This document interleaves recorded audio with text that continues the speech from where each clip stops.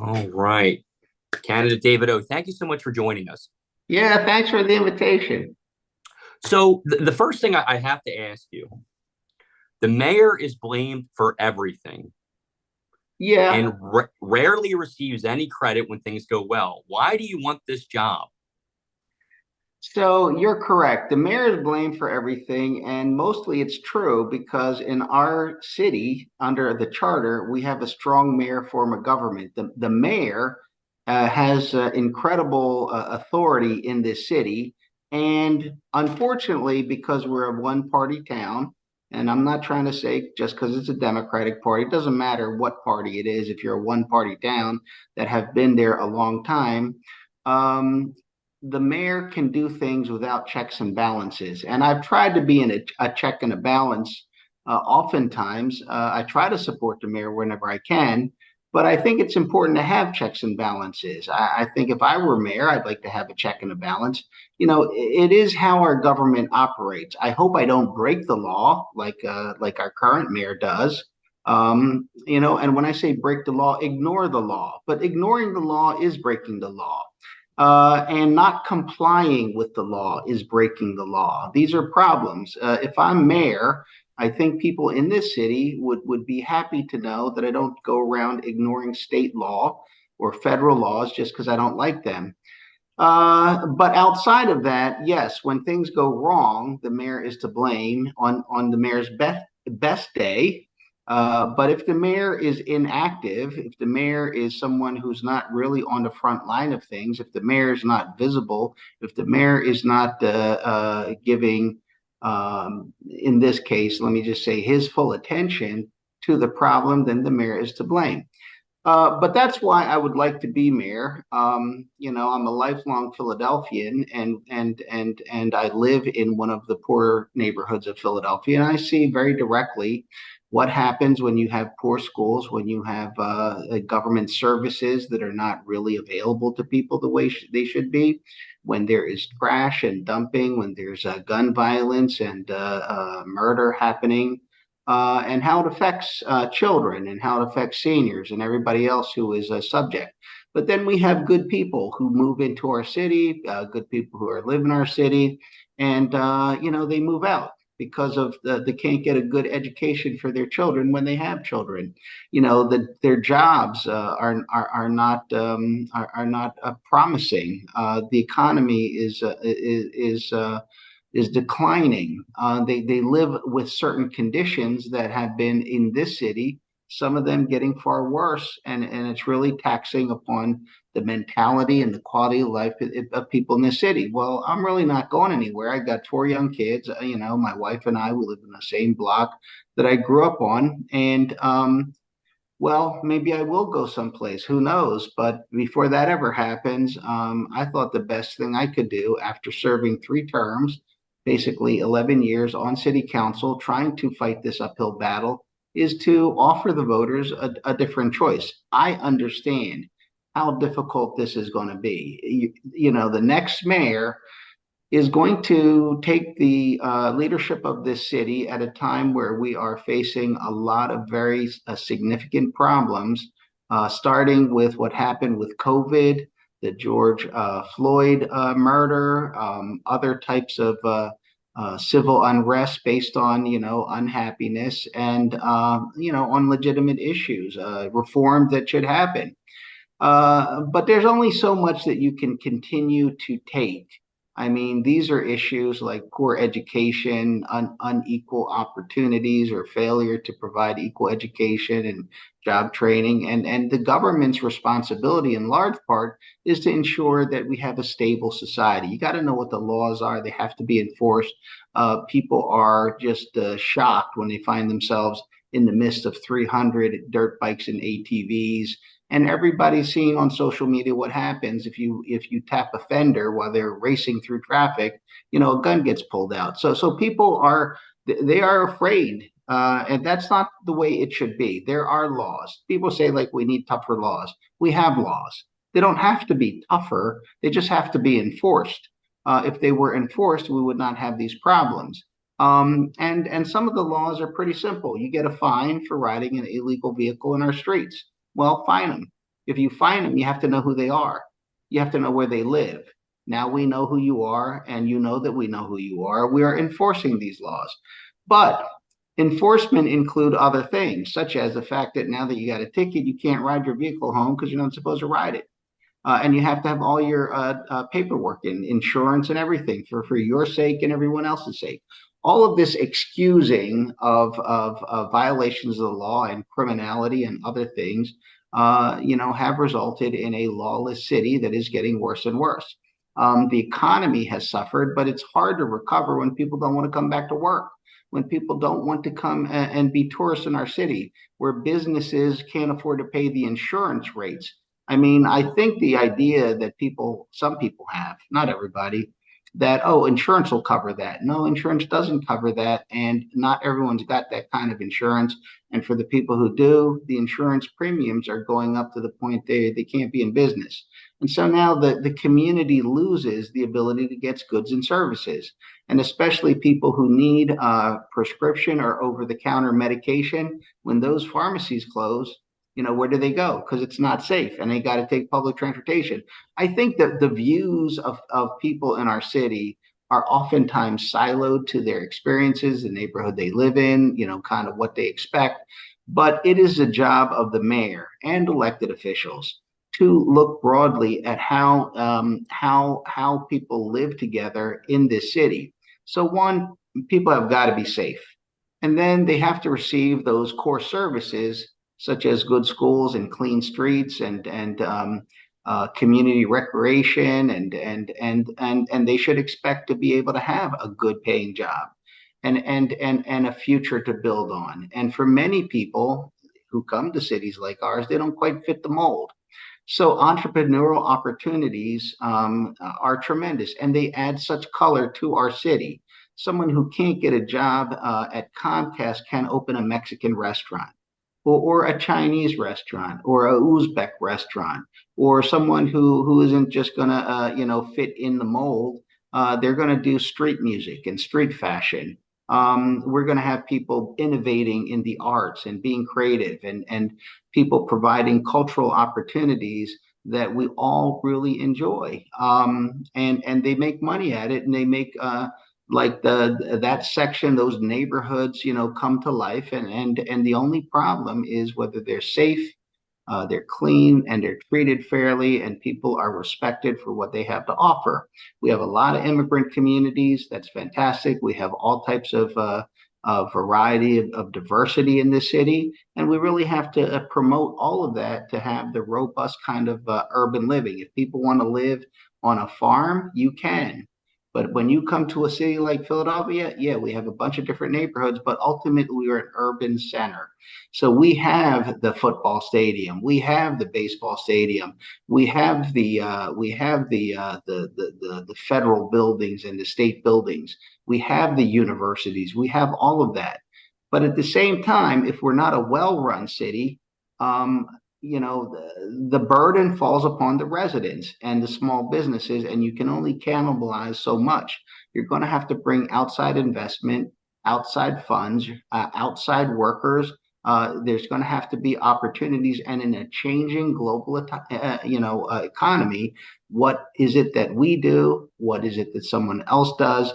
And with the changes in technology, how are we creating, opportunities for a better run city, and greater opportunities for people? I think it's going to be very difficult. Our city is doing very poorly financially. I'm not going to say we're bankrupt or heading towards bankruptcy, but we're pretty close.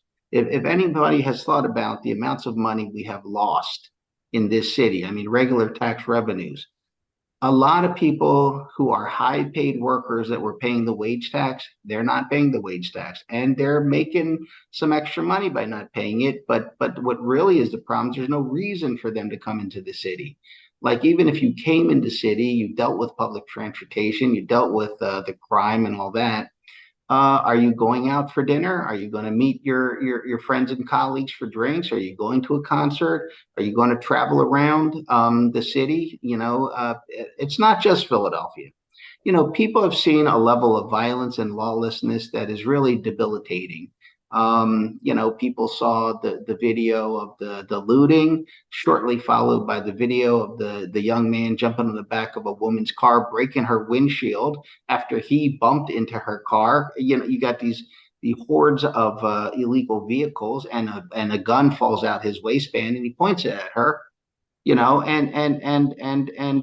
we just saw the video of the young man up in New York who was sitting with his girlfriend, and someone stabbed him to death at 4 o'clock in the morning, I think it was. And this is a person who's very involved in social justice and, quite the activist and all that.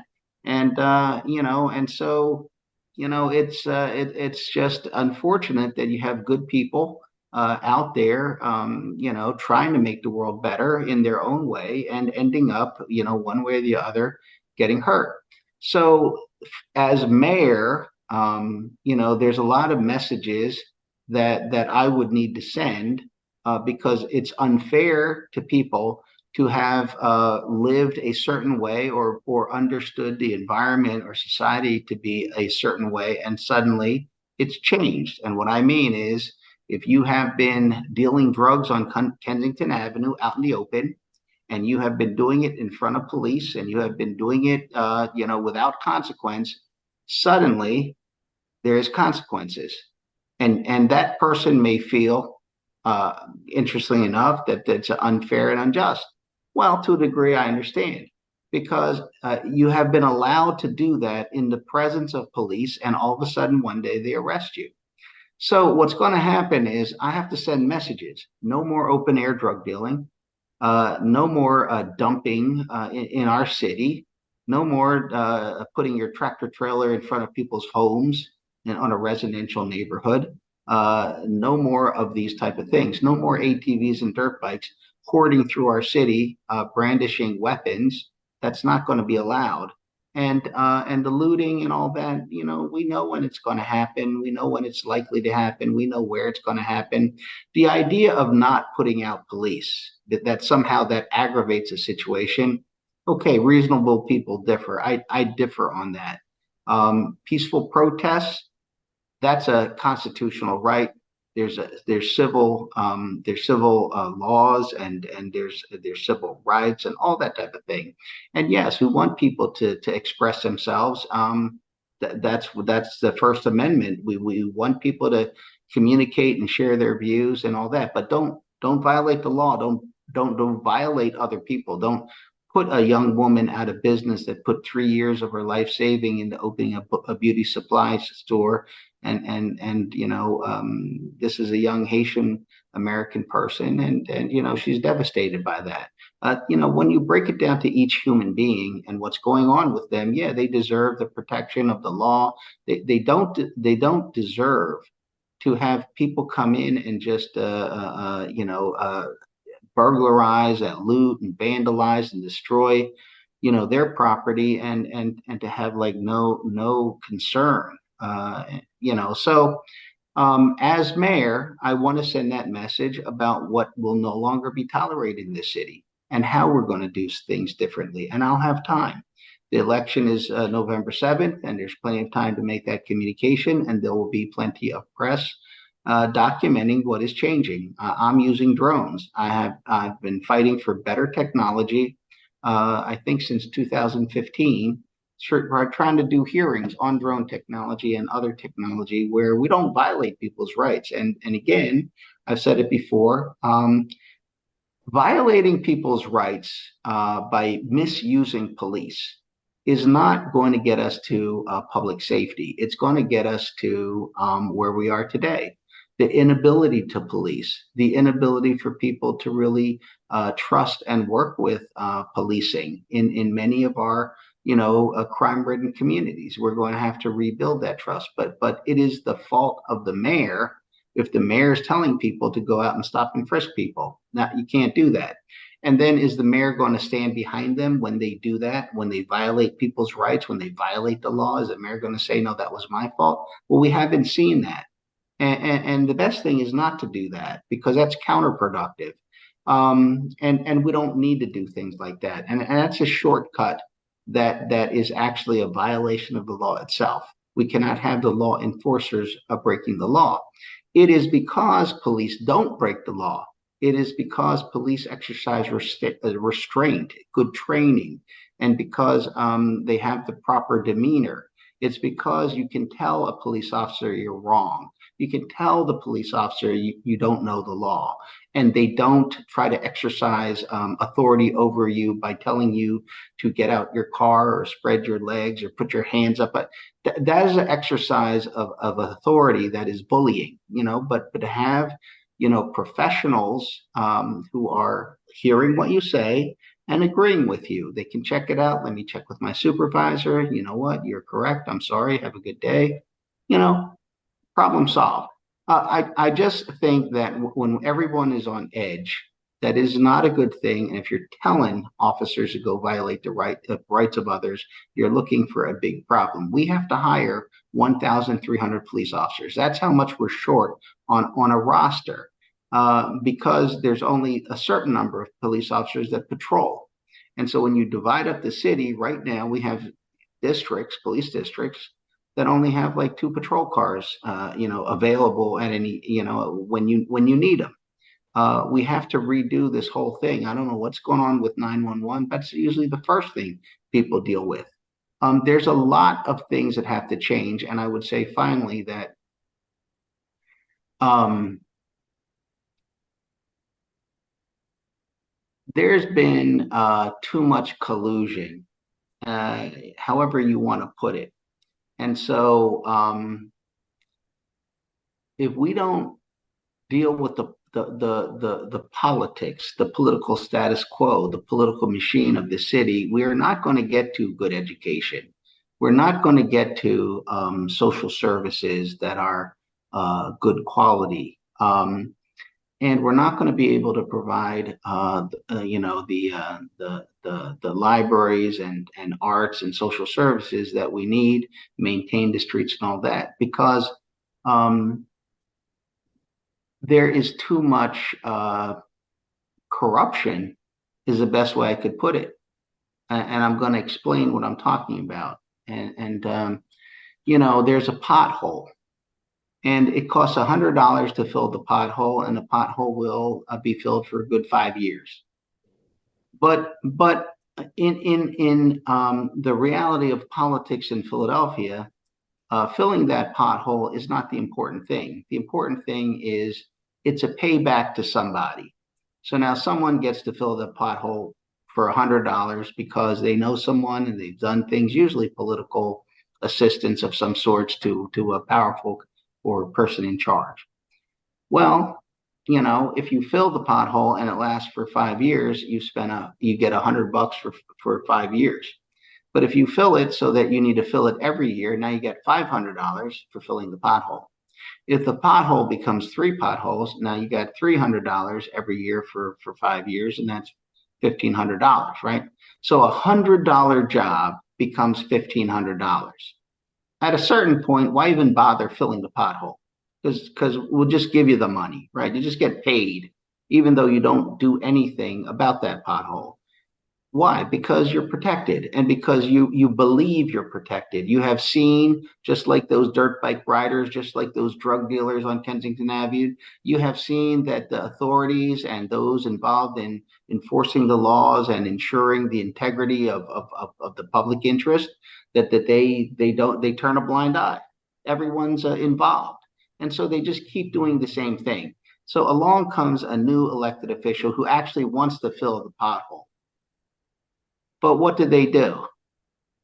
Do they fill it for $100, or do they say, listen, I got to keep paying out $1,500 a year for what was there before me, for all my colleagues and friends and other members of the party that I belong to, this political machine that gets us all elected, that fights the good fights along with everything else that's going on. So now it's going to cost me $1,600 to fix this pothole, right? $1,600, because you're not clearing away the fat and the corruption. And look, this town doesn't have the money to do that. If you would fix the pothole for $100 and let it be fixed for 5 years, the rest of the money, The rest of the money will go to maintaining better streets, dealing with alternative fuel vehicles, dealing with environmental issues that we got to deal with, preparing for a better future, educating children, making the community safe, giving people the opportunity to have their say, building a more modern and efficient society. Yeah, but if you multiply that type of example through everything in this city, and if you look at who we put in charge, we put incompetent people in charge, and nobody says anything because we're so used to it in this city. It's just the norm, and someone has to come in and get rid of those incompetent people. Incompetent people do incompetent things, and the reason they do it is they very much believe that they're not accountable to the public. They got their job because of who they knew. They hold that position without any type of ability to do that job. They don't do their job openly, and yet there's no consequences. And when they're called, in a rare case, they're called in front of city council. They just say, "I don't know," and nothing happens. And I've seen that time and time again on council. And as a council member, people say to me, "Well, you're on council. Why didn't you do something about it?" And I say, "Well, in many cases, I did." But on council, you can't investigate anything without the support of your colleagues. I have to introduce a resolution to have a hearing to try to find something out. But if my colleagues table it or vote it down or anything like that, that's the end of that. And so nothing moves forward. And in many cases, things are just done politically. Look, I did a hearing on drone technology, I think in 2016. I introduced a resolution. I had no support. There was not even a point of even trying to have a hearing, because everybody was against it, the administration and my colleagues. And I've brought it up time and time again, as you know, as a reporter, as a journalist, I've brought it up time and again, not just drones, other things that will, why? Because people need a response. And we have to look and see what is happening. It will provide better information to us for greater efficiency. People ask me, like, how do you deal with all the trash and everything, the illegal dumping? Well, if you're operating drones, you're going through things very quickly. If you get a report, a complaint, you send a drone out, it'll reconnoiter for you very quickly. You'll get accurate information. You'll understand what you're doing. You'll stop wasting time. Or many times people don't want to even check things out because you don't know if it's a false alarm, or if it is in fact what it is. You have equipment, the ability, the efficiency. How do you know what's going on? Well, drones are a great way. They're not just for policing; they're just for the quality of life of people in the city. It's a force multiplier with accurate information. And so in doing those type of things, I couldn't even have a hearing. And then Mhm. I'm looking, and there was a hearing in city council now that I'm gone, which is pretty much what I was going to do, right? You have an example of a drone, you show the thermal, you throw the night vision. You can imagine, like, and I've brought this up time and time again in city council. If you have a lost child, who's going to look for the child at night? A drone will with a thermal and with a night vision and everything else. If you're worried about a foundation of a bridge that is in water, you send the drone. They go underwater too. If you have to fight a fire, a drone will get right up, lift those fire hoses, and no human being will be at risk. If you're looking for where the people are, in this large building, the drone will find that too. We have technology. We can tell who's carrying like what's likely to be a weapon. We can tell without violating their rights. And we don't have to, it may be a legal weapon. Just because they have a weapon doesn't mean it's illegal. What it means, however, is we are aware and we can be watchful properly, watchful and respectful. But we should know, and the police should know. And we need to better train the police. Again, why did council vote down my resolution for minimum force training? When we look at circumstances, the first thing I always say when I see a situation where someone acted in a manner that has resulted in tragedy or poor performance is who trained this person. What was their training? You blame the employer first. If the employer provided the proper equipment, proper training, okay, now you could look at the employee. It's the same thing with the city. How can people do a job if the city does not provide them the tools, the equipment, the resources? How creative must they be? And what must they do that is in violation of safety standards or health standards? That is the city's fault. Why does the city not have money? Does it not have money? A large part of this city is it's just not transparent. And it's not transparent on purpose.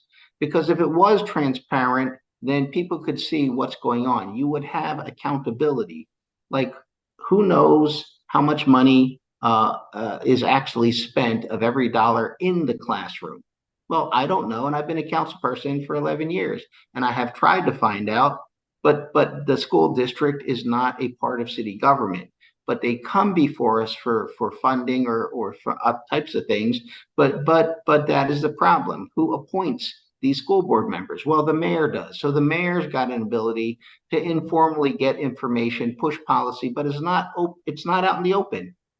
And since they're not responsive to the public, and this school board and the ones before it are just not responsive, I've tried to change that system by introducing a hybrid school board where at least 5 out of 9 will be elected by the people in certain sections of the city in order to give people a level of responsiveness and transparency that is simply absent.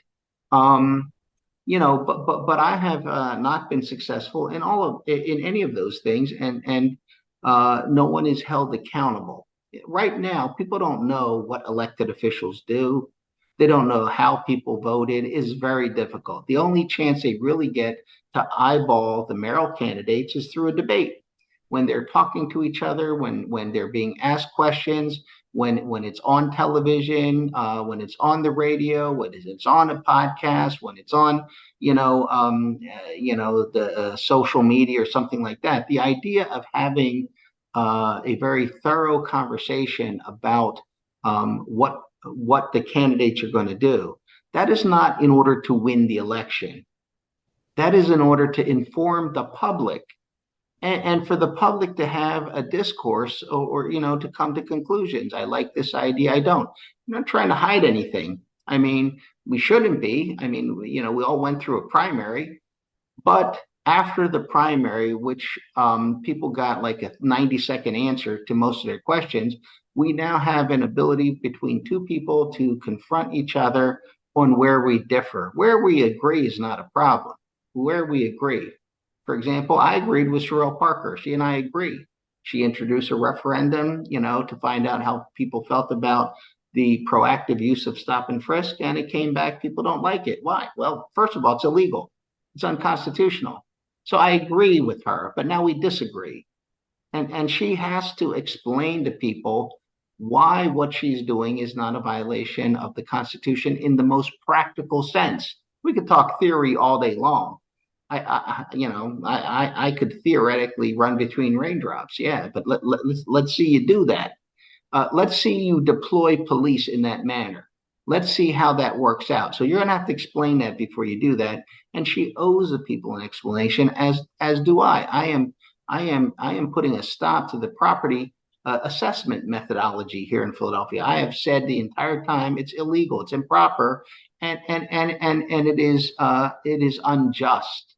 Most of the dramatic increases in property taxes has been in the poorest parts of the city, and yes, they are African American. The drug dealing is okay in the Latino section in Kensington. Why is that? It is why, if you live there, you can't get the police to do their job because they're told not to do their job. Like, is that just an accident or was that intentional? It is a problem. It is a problem that we have to go through. And people, look, I'm against the soda tax. There's plenty of people in the city, they like the soda tax, and they could completely disagree with me. I'm not hiding that. If I were mayor and I can't get rid of the legislation, but I would fight against the soda tax. The first thing I'm going to do is use the money from the soda tax and put it where it's supposed to be spent. It's just being holed up in the general fund, being used for all sorts of things. Now, I have to explain to people the first question they have is, well, what are you going to do about pre-K, and what are you going to do about rebuild? And I have to explain to them how I'm going to do it without the soda tax, and why I'm against the soda tax, and why I think legally it's something that I'm able to justify in terms of a better Philadelphia. By the same token, there's a lot of people who hate the soda tax, and they want Parker to explain, why did you vote for it? Why did you support it? And now you're kind of saying you're what? You're not for it, or what? Like, what, as mayor, what are you going to do? Because it's all very vague. And without coming in front of people, how do they know? And I think the bigger problem here is that the kind of mayor you're going to be? You're going to be an absent mayor. You don't feel the need to explain things to people. You are the boss mayor. You're going to take the entire summer off like you've been your entire political career. You just disappear over the summer. You go on vacation. Are you going to do that as mayor? Because I'll tell you what, in 4 years of being mayor in this city, I don't see holidays, vacation days, weekends, or things like that. I see you get some time off. I see that a lot of your duties involved things where you were pomp and ceremony, but you better be working full time. And to turn this city around, it's going to be very taxing. And I think the attitude is, you're not being, it's not a coronation. You're not like royalty in the city. You're not the big boss. You are the big servant. And as you said, you will be blamed for everything that existed before you got elected, and everything that has gotten worse since you've been elected. And if you do a really good job, people might feel better that you're mayor because they see improvements. But those improvements are not going to come without stepping on a lot of toes. And that is the problem of the city. People do not want to step on toes. I have no idea why. Those toes should be stepped on. Those toes should be broken. There's a lot of just, unresponsive, incompetent people who don't care about, the main thing, to serve the public. And for the public to continually accept this, you're not going to be able to change it anytime you feel like it. You're going to have to jump on the train when the train arrives. That's why, despite this, being a race that many pundits would say, and rightfully so, is very difficult for you to win, if not impossible, right at the time that I resigned. As it has unfolded, it is a close race. It's a toss-up right now, in my opinion, and I try to be as accurate as possible. The reason for that is everything I just stated. People are sick and tired of this, and they are Democrats, and they have been told the same thing time and time again. They hear the rhetoric, but they see the action is different. And what happens once the person gets elected? Why did they all of a sudden not do what they say were they going to do? Well, part of it is because there is an entire network of people that have gotten them elected, that are their co-sponsors, co-workers, colleagues, whether in Harrisburg or here in Philadelphia or whatnot. And there's a culture of not stepping on somebody's toes. So if that incompetent person was put there by a state senator, a state representative, or a fellow council member, or the mayor, you don't step on their toes. You try to work around them. My thing is, you can't work around them. They're the gatekeepers of the public interest there, and they're not doing anything.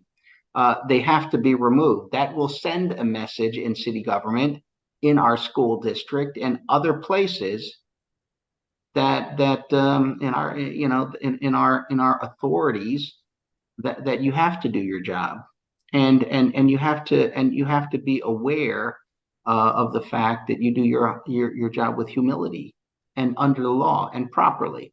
Well, I mean, if you don't have a candidate who's willing to do that, you don't even have a choice. So, so I thought it was important to present that opportunity, to present that choice, and I'm going to go with it. I think one of the most marked differences right now that I see, which is going to affect how the mayor does things, is whether or not there's great deference to the political machine that has been running things, or there isn't. I got no deference for this machine. I'd like to correct it as much as I can. I'd like to certainly fix the problems that exist in the power of the machine.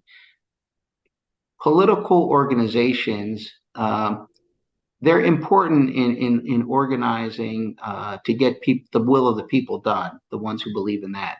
But there's a point where they've gone way beyond that. They are the government itself, and they're a self-fulfilling, self-serving entity that is now deeply rooted in our government.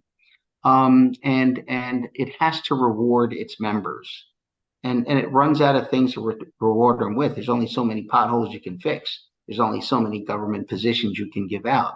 There's so many institutions that you can influence to give a high paying job to one of your flunkies. You're eventually running out of many things, and we've run out. It's so pervasive in this city. There has to be a change. I very much think how important it was for Clark and Dilworth to run against the machine, against the press, against the institutions that were so heavily dominated by a very corrupt Republican machine. We're looking at the same thing now, except it's the Democratic machine. There has to be a change if we're going to, kind of refresh, reboot our city, give it a good cleaning. And it won't be perfect, but it'll be a start. And we could go from there. What causes poverty in Philadelphia? Well, there is poverty in any society, let's say, unless there's some very special circumstances. But in Philadelphia, why are we the poorest big city in America? Yeah, it's because of what I just said. It is the collusion. It is the funds that never make it to the classroom. It is the lack of competitiveness that lets the best practices go to the top. It's the lack of objectivity, merit, if you will, in many parts of our society. And it's a government that is really oppressing people, suppressing businesses and investors, which we need. You could vilify them all you like, but we need them. We need money that is not coming out of the pockets of Philadelphians, especially the poor, to invest in things like buildings, state-of-the-art buildings that will have state-of-the-art employers. That is a very simple thing. Someone who is an innovator, they have technology, cutting edge technology. They're choosing which university they're going to work for based on not just the quality of the grad students and the intelligence of the students there, and the money that's available to them. They're looking at who's invested in the best laboratories, where their technology, which is quite frankly owned by the university, will be licensed back to them, and they'll be able to take their raw innovation, their inventions and other things, and make them commercially viable or make them useful or things like that. Or sometimes they just want to continue in like the research that they're doing. By the same token, you could have employers that are thinking about where to go to. They're looking at factors as well. What's the population? How many of them are going to fill in our workforce needs? What's the stability of the city, for example, that we're going to? How much are we going to suffer if we get there? What can we do? Can we put a state of the art building here in Philadelphia, or do we go to some other place? And maybe like Toledo, or maybe like somewhere on the East Coast, maybe Baltimore, maybe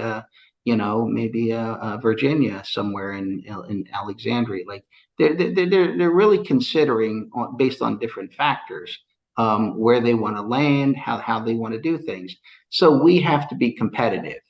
And I think that the attitude of this government that I've seen, that I completely disagree with, is they're lucky to come to Philadelphia. Well, that's a really bad attitude. It's very unrealistic too. They'll love all our things that we're doing. No, it's uncompetitive. They don't love the things you're doing. It's only the ones that are here that are going to have to say that. Like, Other people are not saying that. And there are other cities, not just in this region and not just in this country, that are out there recruiting and trying to get these employers and these investment dollars. It's competitive, and we have to do the same thing for the sake of our folks. So, poor education, poor quality education in many of our neighborhoods over many decades, the failure to invest in communities. And for example, look at Kensington. Let's say I was able to stop the crime and stop the murders and bring a sense of stability to that neighborhood. Well, it is in the condition it is in because of government policies. And so you can't just stop crime because now, unfortunately, a good part of the economy of that area has been, is there because of the drug trade. You're going to have to replace an economy. You're going to have to rebuild the businesses. You're going to have to put, opportunities to have art galleries and restaurants and cultural, businesses and neighborhood resources back. You're going to have to invest. There's no free anything. If you have intentionally destroyed a community, you can't just stop destroying it. You have to rebuild it. And it is the same thing. When you have destroyed an economy, you have to rebuild the economy. But whose dollars? We're trying to attract the people with dollars. We're trying to build those facilities that they need. We're trying to draw in the fashion industry. We're trying to draw in music production. We're trying to do film and television. We have some great resources in this city. Our universities are fantastic. We have just tremendously talented people. We have, a lot of great things here in Philadelphia, but we had better turn things around quickly. And when we do that, we'll be able to address poverty. Crime is one of the reasons we have poverty. People can't focus on getting a job. They can't focus on starting a business. They can't focus on taking care of their family when they're in fear of their life. When they can't go outside, those things. The poor economy and the fact that it's inefficient means this government wants more money than it really needs, and that comes off of people. But there's no one more vulnerable than the poor, and they end up carrying a lot of this burden. Um, you end up with a high crime rate. You end up with a lot of people going to jail. We have 375,000 Philadelphians that have been incarcerated. That's a huge number. But if you look at this in the terms of for every person who has gone to jail, if they have children, those children have been impacted in a very negative manner. And they're coming from the same background, the same neighborhoods, but without the guidance of someone who can tell them from the mistake they've made how not to go down the same road. I mean, we have broken up families. We have broken up, the connectivity of generations, and the wisdom that comes from experience, even bad experience. And so we're going to repeat this cycle until something changes. And that's the thing that the city has to do. Education reform, making those resources like libraries and rec centers user friendly, changing what they do, addressing the needs of the community as they are needed.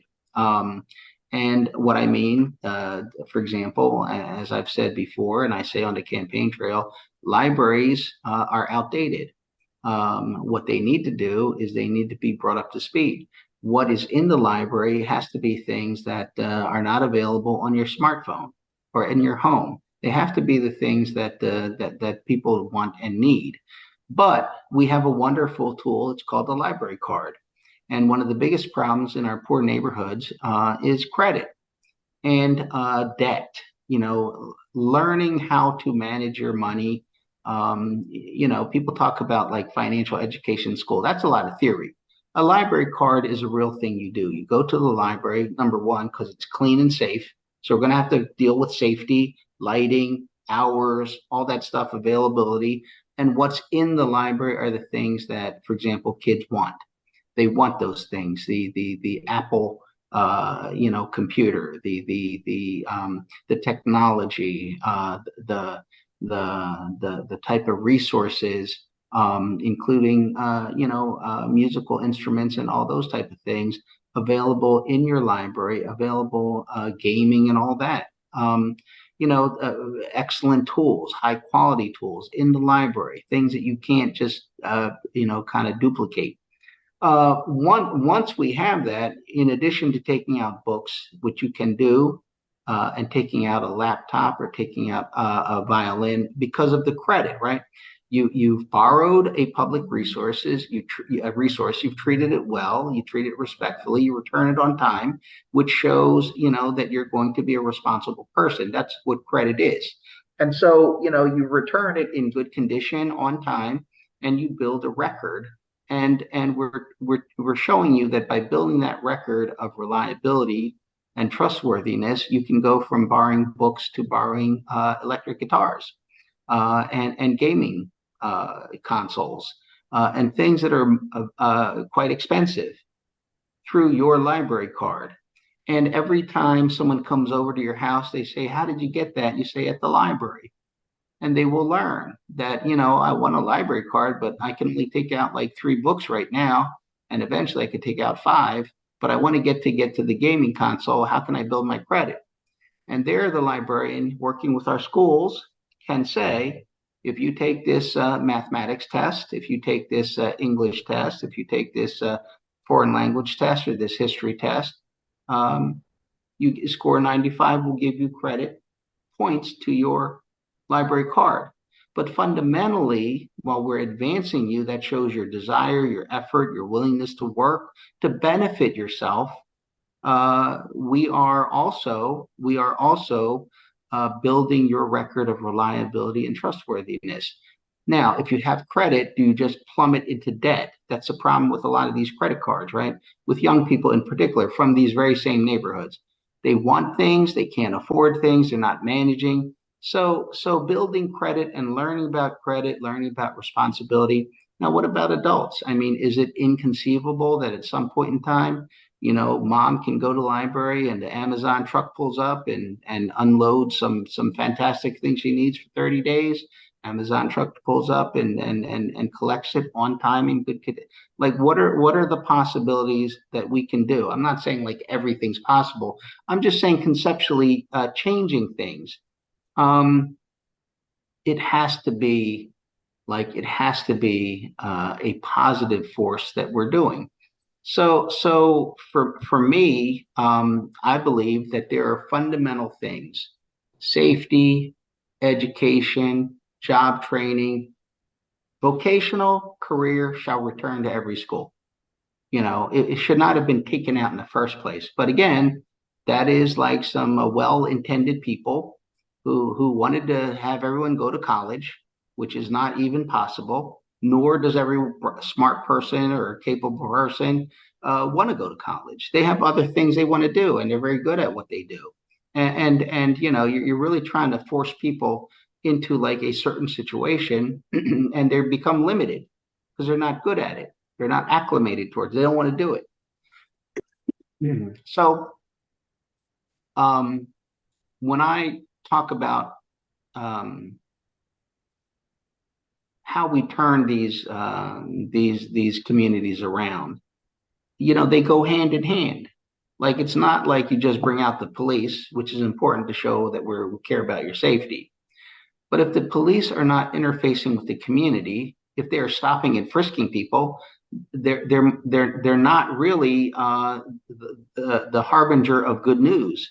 Oh yeah, okay, we have police in case anyone wants to shoot you, but you better steer clear of the police yourself, right? It becomes issues when the police arrive. Street cleaning arrives. When the police arrive, the not only are they courteous to you and watching out for you and your kids, but when they arrive, we've cleaned up the block, we've cleaned up the streets, we've taken all that construction debris, and the police are watching to make sure that dumping is not coming back. Those illegal tractor trailers are gone. The vacant lots are cleaned. the local park is taken care of, and it's inviting. And now that it's safe, you can use it. We're going to repair those swings and recreation equipment that is in the park, and put the lighting in, and do the things that we need, and make sure that it doesn't become a haven of drug dealing and prostitution and violence. Because you can now do that because you have the police. Well, then you can change the hours of the rec centers. You can equip them with the tools and equipment they're supposed to have. You can repair things. And the reason you can do it is because it's affordable to put resources in the community, as opposed to, the hugely expensive things that we're really oftentimes focused on. Yeah, we need new school buildings, and asbestos has to be dealt with, not simply like coated, it has to be removed, and all these things have to occur, and there will be a need to get funds in order to do that. And so I as mayor would have to be pretty up to date on exactly how we tax. Like, we want to reduce taxes on the poor that are overtaxed. We want to reduce the tuition at community college because it's too high. And I say that because under state law, students collectively are only supposed to account for 1/3 of the operating budget, but they're accounting for 55%, which means you're overcharging students because the city's not putting its money in. And then, I'm sorry, but saying like you're going to offer free community college, you cannot. I was on the board of community college. I understand community college. I was appointed by Ed Rendell. Making irresponsible, in my opinion, promises about the free stuff people are going to do when you can't do it. If we were able to do that, we would have underfunded community college all these years to the tune of, like, hundreds of millions of dollars. And I did a bill, and I think it was the last term or the term before, to properly fund community college, which is to add 19 million. That was defeated. 19 million was defeated. So now you're going to offer free community college to everyone. No, you can't. And had you invested properly, the courses, the facilities, the resources would be so much better, and be more relevant. And there's always been talk of workforce development at community college. It really hasn't happened the way that it has been described, for those very reasons. So rather than promise things that you can't do, or at least you can't do for long, stabilize it, make it comply with what the law requires. It has to be good quality, affordable, education. The 2-year program, or a 4-year program, whatever it is that is happening, in community college. All of these things, are things that we have neglected. And I think, the one of the big failings of the city government is to not be fiscally responsible. Yeah, you can promise all kinds of things and have all kinds of aspirations, but you can't actually provide it. You can't do it for long, and if you did it for any length of time, the quality would plummet, if not just completely go out of operation. So I think these are the critical issues that a mayor has got to deal with coming into the next term for the mayor. Objectively speaking, when we look at poverty in the city, what is success in combating the poverty rate? Do you look at it as a reduction in the overall poverty rate? Is it some other metric? How would we say 4 years from now we were successful, or we're on the right track? What do you think that looks like? Well, I think we look at the overall poverty rate. We have to look at the overall poverty rate. But I think we're looking at certain communities because it's been generational poverty, and that is very particular, right? Some people become poor, and then they become rich, and then become poor, and then they become rich. Like, some people, they're poor by choice, if I could put it that way. Like, my father was a pastor. He was poor by choice. He was highly intelligent, very experienced, but he believed that his job was to pastor, and part of being a pastor from where he came from was to be poor. I'm not saying every pastor needs to be poor. I'm just saying my father came from a life's experience where being a pastor was a living example of faith, and faith involved not relying on wealth and things like that. And therefore, he chose to spend his full time pastoring. He didn't have another job or source of income. He didn't come from wealth. He was an immigrant from Korea during the Korean War, and so he was poor by choice. Um, I'm currently unemployed. I quit my job. I don't have another job, and I didn't have a second job. And I mean, I'm poor by choice right now. I'm focused on this mayor's race, and I'll give it 100%. Um, and I'm not poor. Like, am I poor? Like, if you looked at my income or things, yeah, I am. Do I live in a poor neighborhood? Yes, I do. But I'm not poor because I'm an attorney. I can go to work, and I have certain skills and abilities, that are, I can be compensated for. But when we have people that are poor because of their environment, not by bad choices or good choices that they've made, they didn't, just they're product of an environment that is regularly turning out people that end up in poverty. Then we have to look at that. And I think one of the things we really look at is their mentality. Um, I work with a lot of immigrant groups. Myself, I come from an immigrant background. I was born in America, Philadelphia, but my father was a pastor, and everyone he dealt with, they weren't born in America. They came later in life, and they dealt with a lot of problems of being disrespected and having a lot of discrimination and things like that.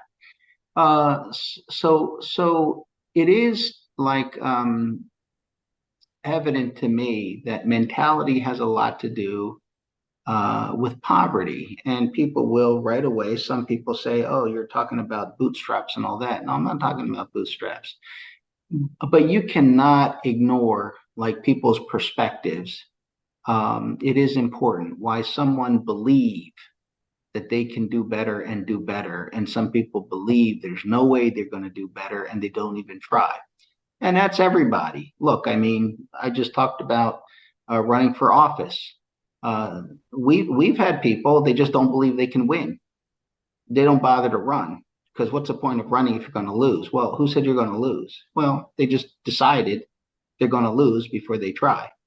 Um, and we have voters who don't vote because it doesn't make a difference, right? In other words, they've quit too. Like, why vote when it doesn't matter? Oh, it does matter, but if you keep saying it doesn't matter, I guess what? Self-fulfilling prophecy. And so mentality has a lot to do with a lot of things. The fact that you don't try, even if it is very challenging or it looks impossible, you will never succeed, right? And so, it's convenient to buy into like I couldn't do better anyway. Well, maybe I don't want to do better. Maybe I should want to do better, but there's a lot to that. I'm going to tell a story. It's going to take a couple of minutes. I hate to take up time, but I think it's a poignant story for me. I was with a gentleman from Albania who has an auto repair business, and a person from Haiti who's got a couple of businesses, and we were talking. Well, the person from Haiti was telling the story when he first came to America. He was driving a cab, and he wasn't quite the person he is today. He was struggling quite a bit, and he's black, and he was on a cold night. He saw someone. He was black too, and he picked him up to drive him. And it was a young man, and he was driving him to where he wanted to go. It was like freezing cold, or what the buses weren't out and all that stuff. And he said the young man was watching the meter spinning, because they were on the highway. And the young man started talking to the meter. That can't be right. You can't be right. And so the driver, the person from Haiti, he was thinking to himself, he said, this guy don't have money, and he doesn't have money, and he's getting upset. And now I'm concerned for my safety. And this was many years ago. So he told the young man, he said, listen, you can talk to that meter all you like, but you should talk to me because the meter is doing what it's supposed to do. It's recording the miles, but who charges you is me. And so he said, it seems like you don't have the money. And he said, I want you not to worry about it. Whether you have the money or not, I'm gonna get you where you're going. And if you don't have the money, it's not a problem.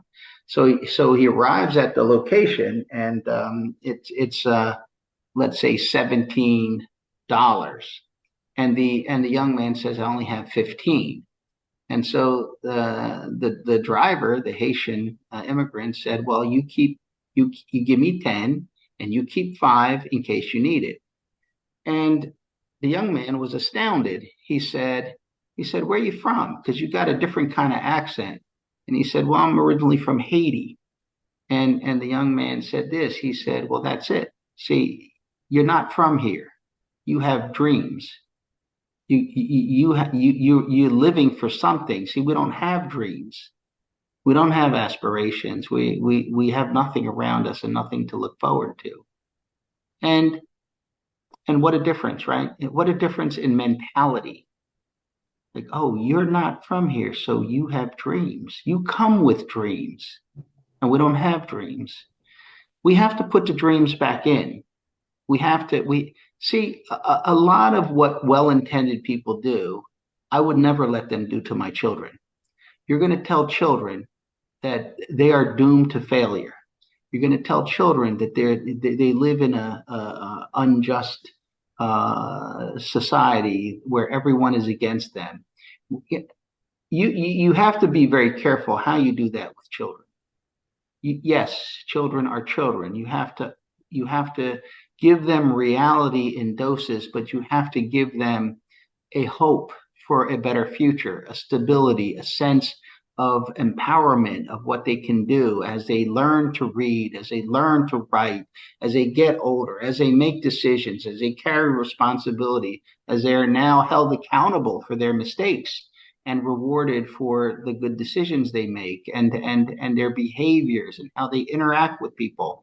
There has to be positivity in our dimmest of neighborhoods, and in order to do that, we have to give them like a fair opportunity. If we don't, as adults, fix those schools, in all the senses they need to be fixed, and there's many, right?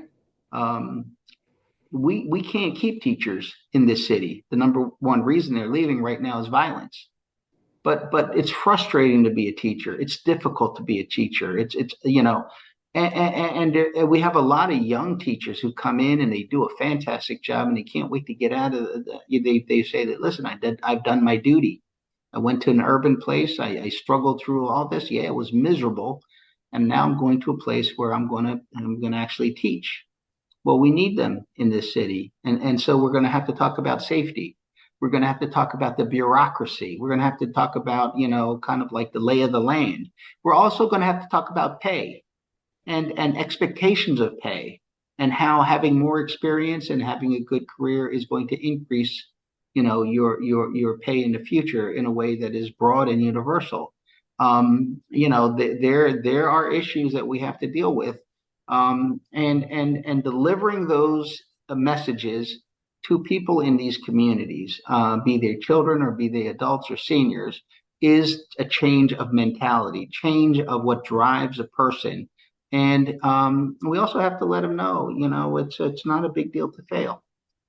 Like, do your best. Failing is what happens in life. It's not a big deal. Not trying is a big deal. Being afraid of failure is a big deal. And I have been born and raised in a neighborhood that is full of these kind of issues. And yet there are so many successful people who come out of these neighborhoods. It's not unusual that the PhD or the MD or the architect that you're chatting with came from like North Philly, had been involved with gangs when they were young, had brothers that are incarcerated, and so the human spirit is very important. The human spirit has to be repaired and uplifted, and in these communities we have to look at this, uh, hurt people. Well, healed people heal people. We got to get the healed people to healed people because they're the best people to do it. They're from the neighborhood, they have the credibility, they know exactly what's going on, and we have to empower them. So, what does government do to empower them? And that's yet another problem, right? That becomes the issue of who are we funding, how are we measuring, how do we show people that we are on top of things. I was doing an interview the other day. The person was telling me you got to do something about the drug rehabilitation because they're rehabilitating people off of drugs that they're no longer using. you know um, it's not heroin anymore. It's fentanyl. It's trank. If you're still trying to treat people for heroin, they're not doing heroin. Like so, yeah. Like everything else, you got to be knowledgeable and aware and adjust for what the exact problem is. Well, the government has a great role in that because we reimburse. We have funding. We reimburse for treatments. If we're only reimbursing things that we were reimbursing like 20 years ago, who's providing the up-to-date care that is really relevant to the people who need it? You know, I think in everything that has to change. Like I said something during that interview that the person kind of like really kind of took issue with in some way because I said when you're in our custody, you're in our care. I'm not saying that's true today. If you're a drug addicted person or someone who has a mental illness challenges, when you're in our custody, you're in our care. That has to be the standard.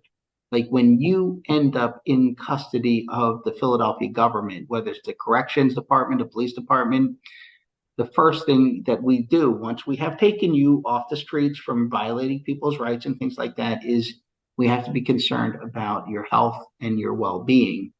So you have to be very aware of what the people's conditions are. There's medical needs, there's healthcare needs.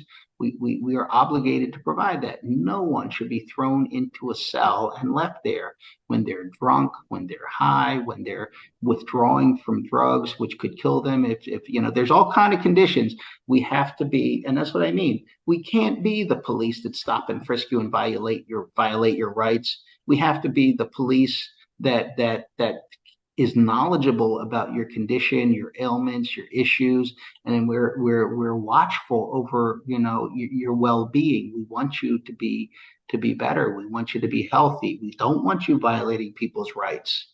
And when you do it criminally, yes, you'll be removed from the situation, but we want to have you become a better person. Same thing in schools. No, you can't bully other kids. You can't give them a beat down and make them go to online learning. No, that's not going to be acceptable anymore because that's what happens today. But we're not going to make you suffer in your education. We understand there is probably some reason why you are hurting other kids and exercising force over them, but that's unacceptable. It doesn't mean that you're not going to be a great person or you're not a good kid. It's just, but we're going to have to hold you accountable to that, and I think it's irresponsible not to. You're helping these kids, become failures.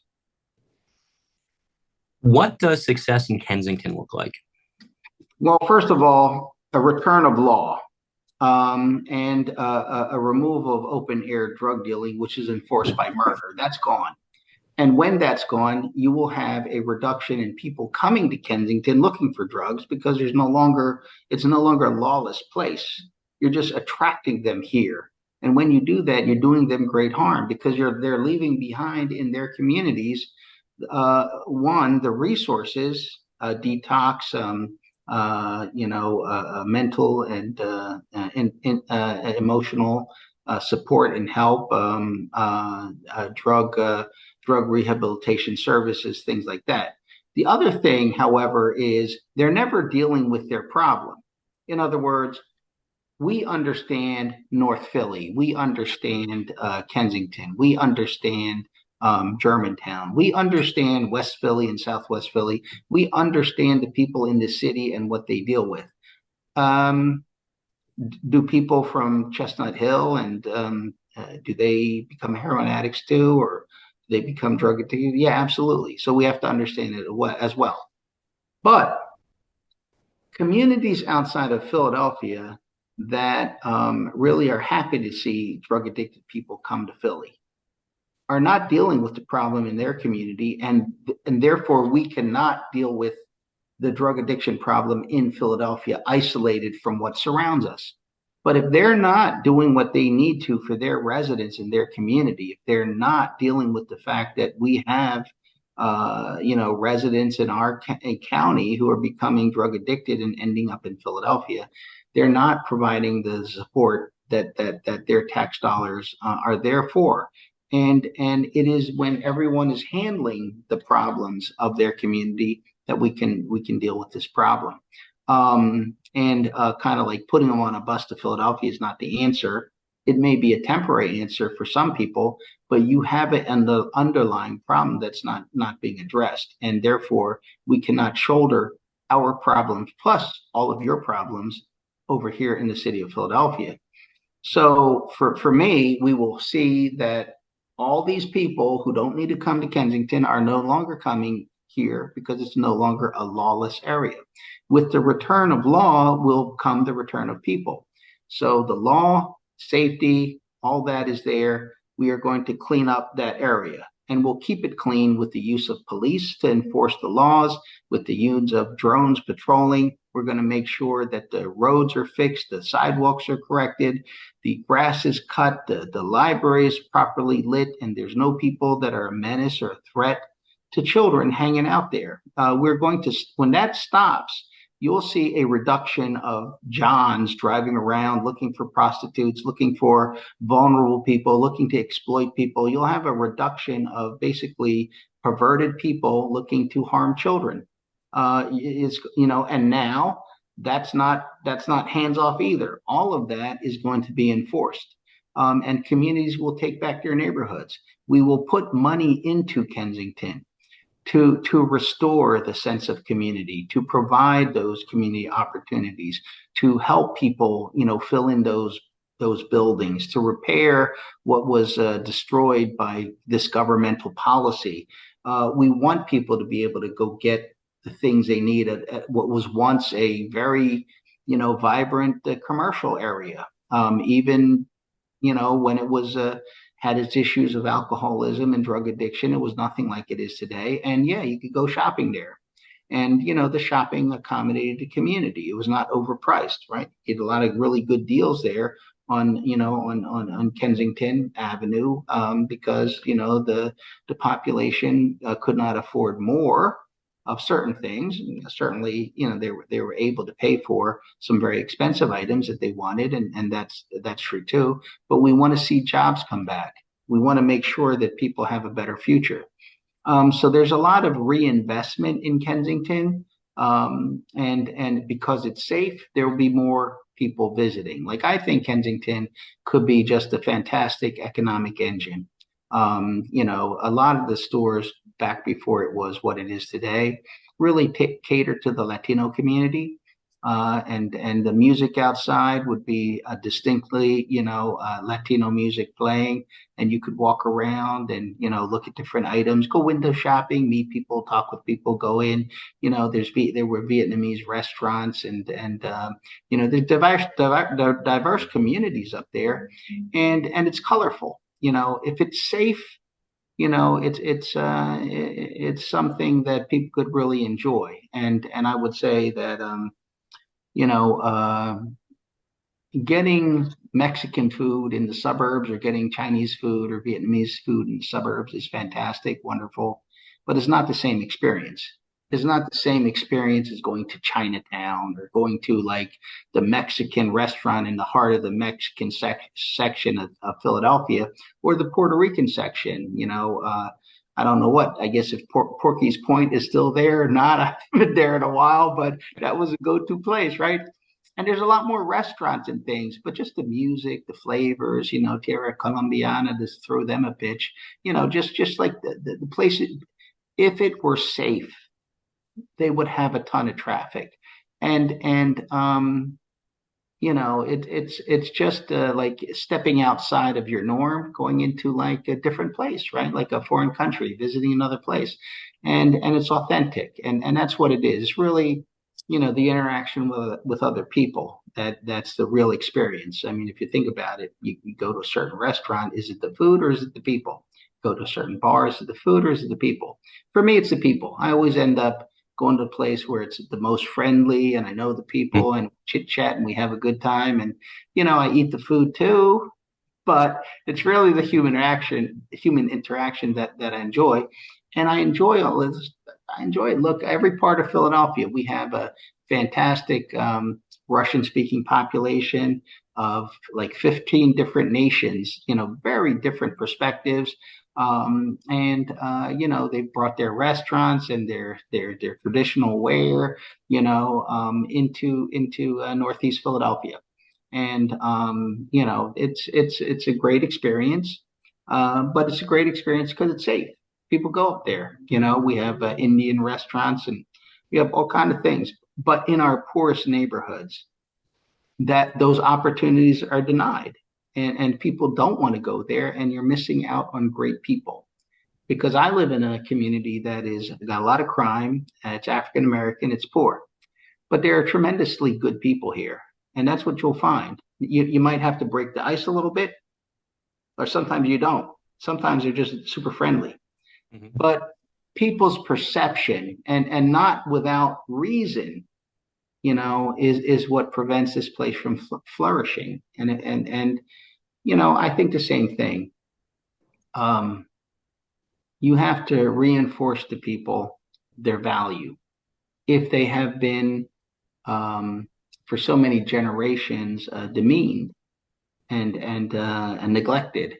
You have to reinforce to them their value and the value as an individual. Like they say, like just because you're the first person in your family to ever think about going to college does not mean you're not going to make it. You'll be the first. And really those type of encouraging things. I grew up in the 60s, during the civil rights movement, at a time where, when I went to school in 65, 66, 67, 68, 72, all those years, it was it was a time where, we had more there was more recognition of positive statements to children about being black in America. It was not negative. There were negative things, of course, civil rights movement, but a lot of it was positive. Where you come from, what's the history of Africa, how you got here, who are the great African Americans and the great African leaders, and how in history, like that, really affirming. Like you're not limited to what you hear from other people. Don't be limited by what you hear. And to be honest, I'm kind of a product of that, from my father, who is a pastor and who has a spiritual perspective of your value, to being an immigrant who is growing up in a house where a lot of immigrants come, and they're demeaned, they're disrespected, they're neglected, and growing up in a black community, with other kids that are being told, don't listen to what you hear out there. Don't be impressed by the commercials on television that leave you thinking that you're unattractive and not capable. And in a sense, that's why I do things that I do.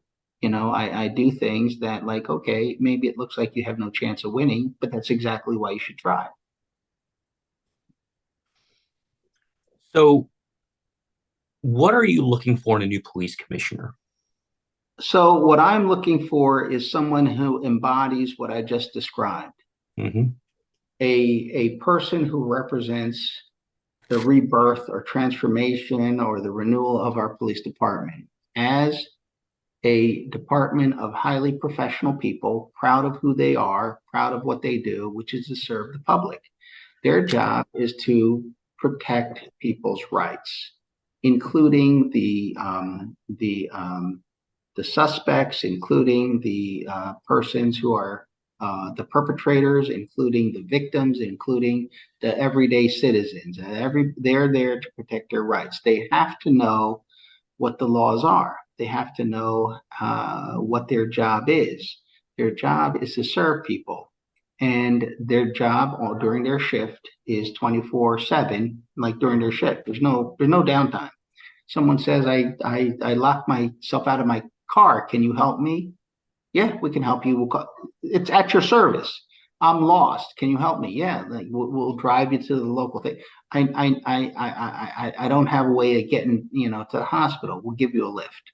Like be the servant that people want. That is how you community police. Be engaged. Understand the neighborhood you're in. We have different neighborhoods. There are different cultures. There are different things in there. And I want a police commissioner who embodies that type of policing, using technology, supporting, making sure that our police officers, are good at what they do. They know that they're there to serve. They have humility. They understand that it's a mark of professionalism to be yelled at. It's a mark of professionalism to show restraint and to show understanding. It is not a sign of weakness. You don't have to argue with people. They may be right. They may be right. Just they may be right. That's the attitude you should have. You should know what you're talking. You are an authority, but you're an authority about the enforcing laws and rules.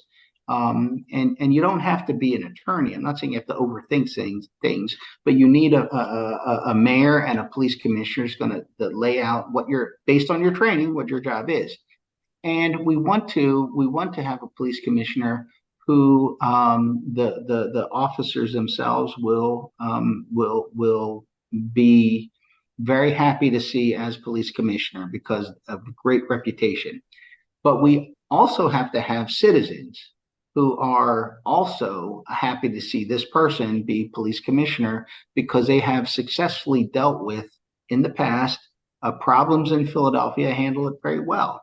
And again, taking the politics out of the police department, and really just going back to enforcing the law, not which laws, what laws, not we're going to arrest you but not you, type of thing. We're going to follow the book because the book is something everybody can read and everyone understands. This is what it says. If it says this is a 55 mile an hour, then that's what it is. You can't go above 55.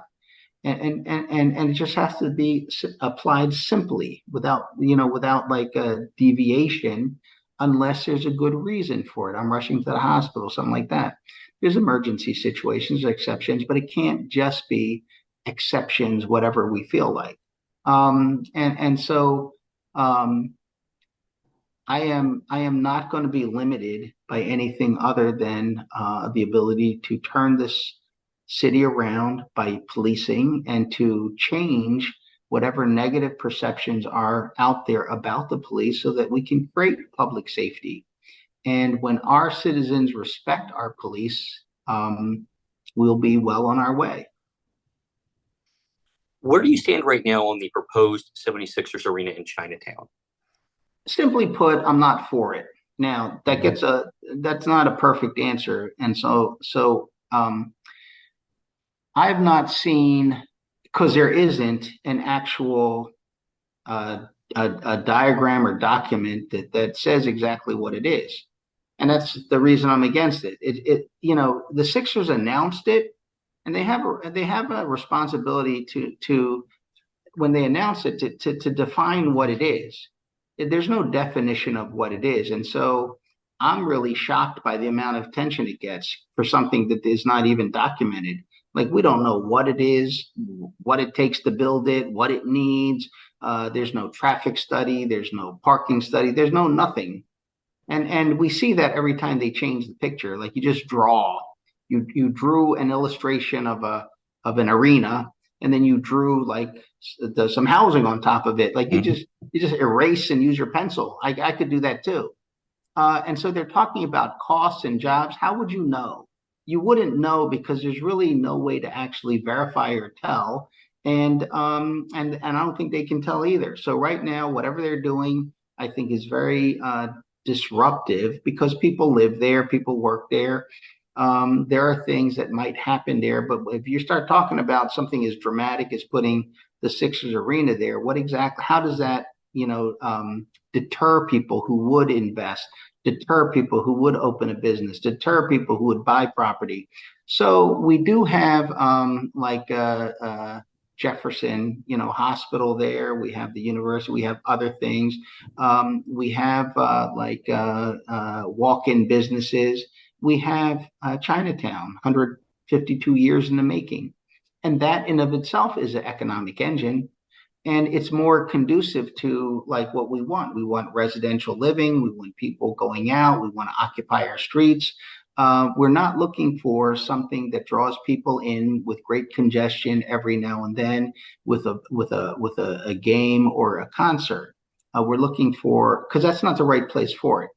And so it could be very disruptive. Again, I can't say absolutely no because I haven't seen, I just say most like it, you got an uphill battle in trying to show people that this is something that fits when we already have. It's not like we don't have a stadium or an Yeah. arena. We have that, and it's that's where people go, and it's got plenty of room, and they're building there too. So what's the justification for disrupting a very important part of a city that does need development? And so I find the process to be divisive and antagonistic, and pretty much like very detrimental to the city.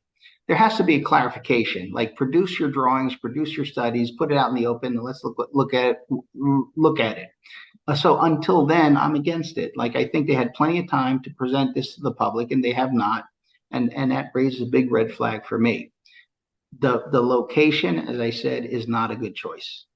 Whatever the excuses are, I don't think they have anything to do with the excuses. I think it's just the mall is there, and they're trying to piggyback off of that, and exactly what they're doing, and I'm not sure, but um, there are better things that we could do in terms of developing East Market Street, especially in and around that area. Mhm. So I think based on our conversation, it's fair to say that public safety is probably issue number one, Issue right? number one, yes. What's issue number two? Well, issue number two for me is reforming our government. Our government, whether you talk about schools, jobs, affordable housing, drug addiction services, that's all coming from the government. If the government is not reformed because the failure of this government, look how we deal with SEPTA. Like, SEPTA is critical to Philadelphia, and yet we're like the stepchild of SEPTA. The mayor's got to fight SEPTA, and the mayor's got to fight American Airlines. Like American Airlines has leased our gates, and they control our airport You and making us a feeder airport. That's not good for us. Like I don't know what can be done about it, but there's going to be a fight coming.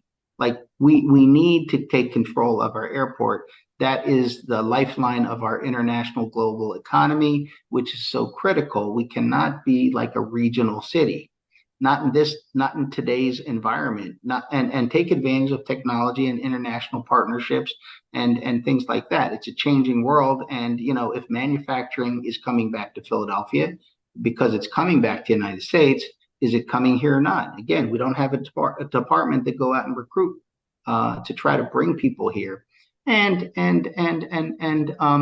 that's all the government. The government, again, by not having qualified people, by not really being up to standard, it may be okay here in Philadelphia, but as soon as you get in a competitive situation where Philadelphia is at the table, Paris is at the table, Tokyo's at the table, Seoul's at the table, London's at the table, Chicago, New York, everyone's at the table. And guess what? Now you'll just see how little you can do as a city because you don't have your best people stepping forward, and everyone else has their best people. So it's competitive, and that's what happens in a city where politics comes before the public interest. Like, it is truly time to sweep this place clean. So, what is it like to run for mayor? What has that experience been like? Has it lived up to your expectations? Well, it's interesting because look, I've run. This is my sixth citywide run, citywide, and I do it on a shoestring budget. And the other thing is, I'm not like your typical person running. For example, when I first ran, someone advised me to always show up with like a group of people, and they would put my coat on or take my coat off. Like the whole point was you have to show people like you're the boss. Like, Yeah, like if you don't act like a boss and look like a boss, people don't take you seriously. Well, I've never done that. I've yeah. never done that. No, I drive myself. I get out the car myself. I park myself. Now, if I'm super busy, as I thought I would be, I'd have a driver, right? Because I got to work on things. I'm in the car working on. You don't want to drive, get in an accident, all that stuff. But but I disagree with that whole mentality of trying to show people like you're the boss type person.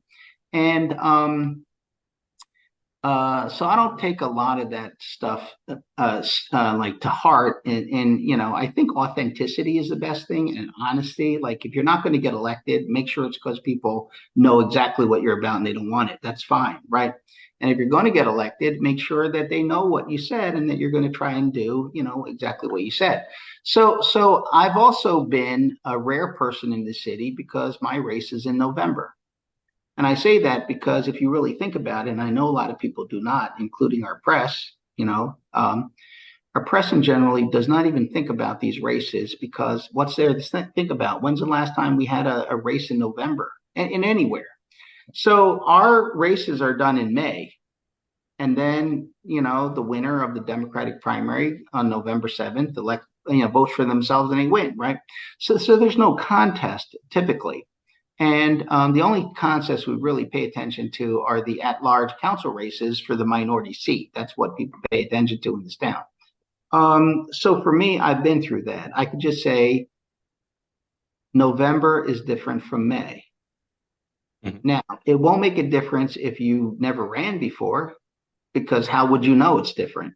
It doesn't make a difference if nobody knows who you are. Because if you run as me, I'm a Republican, you will not get a lot of coverage out of the press.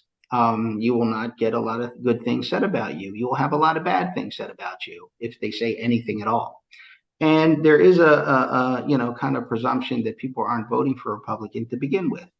But if you have name recognition, which I do, and if you have a lot of favorables from Democrats and independents, which I do, if you have been someone who has been fair about things, in the sense that I try to do public interest and I support Democrats when they're right. I support Republicans when I think they're right, and I don't mind battling with either of them, the parties or anybody else. So it's not like people could say like I never vote or support or endorse Democrats. I do. I've done that, because I put like the public interest first through whoever is doing things. So I I do, however, also understand that the presumption is with the Democratic candidate. However, in this race, interestingly enough, the Democratic candidate is one of five candidates that were major candidates out of eight candidates. And so they did not get a chance to really explain themselves during the primary. There's too many people. They couldn't go in depth. And now to not go in depth, to not, talk to the press, to not go on any like very serious conversations publicly about what they're doing, how they're going to do it, I think is detrimental to their campaign. That's their choice, though. They made an intelligent choice. We don't need to campaign. We don't need to go out. We just need to ride it out. And there's no way that we're losing. And that's great faith in the fact that it's kind of like a democratic city. And I do understand it too, but I also believe that people will make the choice themselves. when they have a choice and they need a choice. And I think that is this time. And that's the response I've gotten. And that's what I'm doing. I don't have the money, Parker has. I don't have the building trades. I don't have the developers. I don't have the smart money. I don't have the Democratic machine. I don't. So she spent a lot of money in the primary, 2 million of her own, and another 2 million on her behalf, right? So that's 4 million. But right now, according to the last news report, her finances are she's got 344,000. I have 240,000. That is amazingly close in terms of resources. And I'm someone who stretches a dollar very well, because I'm a grassroots candidate. I spend a lot of time with people. I spend a lot of time in communities. I go to every community. I don't care who they are. They could be progressives. They could be Democrats. It could be liberals. It could be Republicans. It could be conservatives. They could be non-voters. They could be immigrants. It could be non-citizens. I go out and talk with them. They all live in the city. And I try to go around as much as I can because everybody's going to be impacted by the mayor. I have the opposite idea. Whether they vote or not, you got to explain to them what you're going to do. I hope they understand it because they're going to be impacted, and hopefully they'll be part of changing, the city around, for everyone's good. The race has been quiet. Like, in other words, because Parker has basically disappeared from public view and is intentionally, as you know, and a lot of people, she is not responding to requests. She's not going to civic meetings. She's not going to community meetings. She's not doing forums unless, like, yeah, it's very rare she'll do one. It's got to be very favorable. She was not doing radio unless the radio person is like really, really in support of her. She won't go on any show that the person's going to ask any tough questions. And the forums that she's agreed to, she's only agreed if she and I show up separately, sometimes on different days, by the way, not just different hours. And we are not to appear together. And so that has really dampened the public discourse and the public engagement, which I think is detrimental to the public interest. It may be like a good idea from her campaign's point of view. I would disagree with them there too. I think it's a bad idea. I think she's losing votes because of it. Because who wants a mayor that is not hardworking, who's not accessible, who's not transparent, who's not willing to go out and really kind of explain to people and try to win them over, or at least let them understand what they're doing to take leadership of this city at this time? It's not like we're doing great right now. We have a lot of issues, and one of the biggest ones, gun violence, and the other one is people want to change from this level of poor, like just lack of interest in the voter. Like, you're just going to do what we say you're going to do, which is you're going to vote Democrat and elect this person without any deviation. So, I find it to be odd also in this sense that when I show up someplace, it's almost unfair, right? Because there's nobody there opposite of me. It's not like they have, like, I'm the only guy who showed up. So that gives me a advantage right there, right? The respect. I showed up. And they couldn't get an answer from Parker, and she's not responding, or I don't think I've been to a place where they told me she said no. She just didn't respond at all through multiple attempts. She has canceled, and she just canceled one where she showed up but was too busy to actually do the forum and left. So they're going to try to reschedule. And I just told them, listen, I'm showing up, and because it's a different day, and I don't want you canceling just because she cancels, because that's tough on me, right? And my point is to explain to people. But it's not a crowded race like what I typically do in my races is, there's all these candidate nights. You have three or four of them at a time, like just like the primary, except in the general. When you have a race like that. But here, because Parker's not going out at all, like, I drive up and there's plenty of parking. I walk in, there's plenty of room. No hurry. I'm not like jumping in, speaking, and jumping out, because there aren't that many events. Like, I have a full calendar, believe me, but it's not like there's like seven candidates night at the same time on one. So it's been, kind of lonely in that sense. And it's been kind of easy in another sense because I get the entire time to explain what I did on council, and what she did not do. Don't listen to what I say, see what I've done. Well, not much. And that's where we have a debate, because that's where we're going to go into what you've done and what you haven't done and what you voted against and what you're for. That would be the debate. That would be the forum. So I can back up everything I say, and people can research it, so it's not a problem. Like, we've been talking about stop and frisk.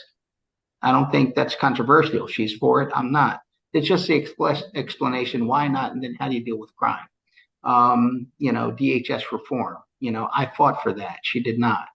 The soda tax, I voted against it. I gave my reasons. I introduced a repeal bill. She did not. Whatever she says today is different. So when I go to these forums, I mean, property tax is a big one.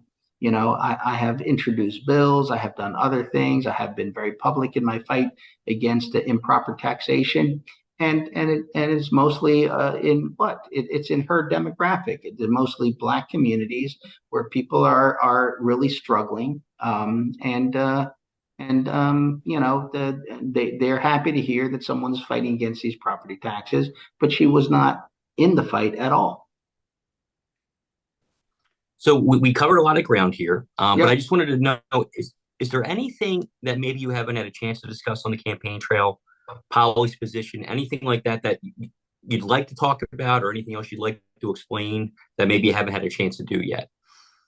Well, yeah, I think the media is doing a great disservice to the public, because the media has just generally said, not you, by the way, you've been very kind of like detailed about things, and I think that's important. Like, this race is not simply a race based on 7-to-1 registration. It's not. Is 7-to-1 registration, seven Democrats and one Republican, is that important? Yeah, it's important. It's the backdrop, but it's not the election. The election is more like 4-to-2, four Democrats to one Republican to one independent. Take 25% of Democrats, now it's 3-to-3. It's like this race is nothing as described in the Inquirer. Like, it's just, and that's our primary newspaper. It's also something that our television media seems to follow. Like, it doesn't. I'm not saying I'm going to win for sure.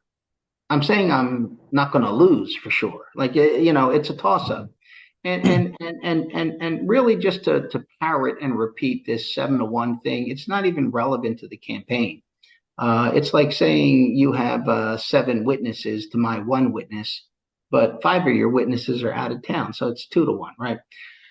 And that just goes from like the weight of having the difference in registration. Any one of those people may vote differently. Now, how many are going to automatically vote for a Democratic mayoral candidate? Like, a good hunk of them. And how many are going to vote for me because they want to change? A good hunk of them. But I don't need 75%. I need 25%. Theoretically speaking, right? I could break it down in a more complex number. It's actually higher than 25%, but I'm just giving an example. So on election day, you don't know exactly who's coming out, what's happening for early voters, how are they exactly voting, things like that. But I would say the race is a toss up, as far as I can tell. And I tell carefully. I do my own calculations. I always have, because I had to run on my own. I'm not someone who's been supported by an organization that provides consultants and, strategists, and, you just dial for dollars and go out and give speeches and they tell you what to say. I'm not that at all. I do my own calculations. So I thoroughly understand this race, and I've done it like 5 times before. So I'm kind of an expert on this. And what I simply say is this: for the media to constantly parrot like this race, there's no contest, that's 7-to-1. I think because the media says it's important to have competition, it's important to have a choice, it's important for people to know how their vote matters. Like this, if this were a race of an unknown candidate versus an incumbent candidate, sure, absolutely, you could say that. But this is not that. I'm a very well known, I have high name recognition and high favorables. But that's for city council. It's not for mayor. Mayor's a different thing. So we don't know exactly how people are going to be, but they know who I am, and they generally know what I've done. Whether or not they're going to vote for me is a different matter. But a lot of people have no idea who Parker is. They only know she won the Democratic primary and then she disappeared. So, it's not like she's coming in with high name recognition prior to winning the Democratic primary and the mayoral race. A lot of money went into that, yes, but it's not very deep. It's not a very deep knowledge. It's not a community knowledge. It is more like you watched on television, read in the paper knowledge. So her actual numbers are like typically 29,000 votes in the city council race in her district and 81,000 votes in the primary. Well, that's not the commanding lead at all. We're going into a race, and it is something that is going to be determined now. On election day, to the extent that intelligent people just, they don't know anything about politics, they follow along. That's fine. That's fine. They're going to do what they do in terms of who they financially support and other things, and that's going to be Parker. But that's what makes it race interesting, right? In other words, you have like people supporting Parker who people would not expect to support Parker. In other words, they would think they're going to support the Republican, but they're not. And then I have people supporting me that people would think, would support Parker, but they're not. They're supporting me despite the fact that I'm a Republican. And so, our demographics on the vote are very interesting. Like one thing people can obviously see is that I have a lot of the immigrant communities, a lot of them. There are a lot of immigrant communities. The question is, do they vote and to what extent? That's been untested because nobody's really kind of like spoken to them or dealt with them, but I have for 11 years. They're for me. The other thing that's noticeable is that I have votes in the African American community, and the question is, how many of those votes do I have? And I cross over into lots of different areas, such as I have a certain number of progressive Democrats for me, and I have a certain number of liberal Democrats for me, and I have a certain number of, artists and musicians and whatnot for me, only from the work that I've done. It's not because they prefer Republicans, they don't. It's just that who else has served them? Who else has a vision for Philadelphia as a creative arts economy? And whatever people say, they didn't do anything about it, or what little they've done is not exactly what people are looking for. So on the campaign trail, I'm very knowledgeable about these topics because I've worked through them as I am with a number of topics. And so the voter demographic is quite different, and I have a lot of the returning citizens vote. I have a lot of the incarcerated citizens vote, a lot of it. And it's really just based on issues. It's based on service. It's based on what I've done in the past. Like, how would we get to a safe city if we continue to have people incarcerated for committing crimes? We would have to stop that. And one of the reasons why we have this cycle is because, the people in their lives that are responsible for their upbringing are incarcerated. We'd have to turn that around. And I've never said to them, I'm putting people out of jail. People who don't belong in jail should be out of jail. What I'm said is, while you are serving your time for the things that the courts have put you in, I put you in there. I want to rebuild your relationship with your children and give you a reason to prepare yourself to hold a job when you come back, and a reason that you will come back to children who are not victims of gun violence or other types of crimes, who will have a relationship with you and have a reason for you to regain society and restore, your family and your generational lineage, generational wealth, and that continuity that is so important in people's identity. So restoring the communities, restoring the families. I am fighting against pushing people out of their communities. That's not what we're trying to do here. So, if you're locked up, you're powerless on the streets of Philadelphia. So if there's someone trying to save your home, save your communities, deal with your children, stop the violence, re-engage you, you're going to support that person, which is where that comes from.